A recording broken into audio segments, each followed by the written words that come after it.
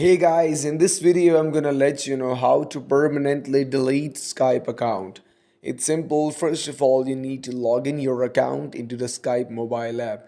When you open that app, here you can see the profile option. Press on that. Simply scroll down and go in settings.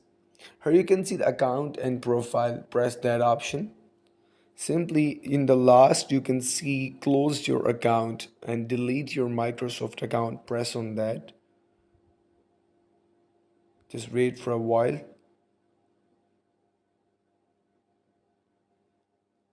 All right, you just need like verify your identity. Simply there you just simply press on text and they will send you verification code. You can simply put your code in that. Now you're able to delete permanently Skype account. That's it. I hope this video is beneficial for you. If you like our video, don't forget to like, share and subscribe our channel. Thank you so much.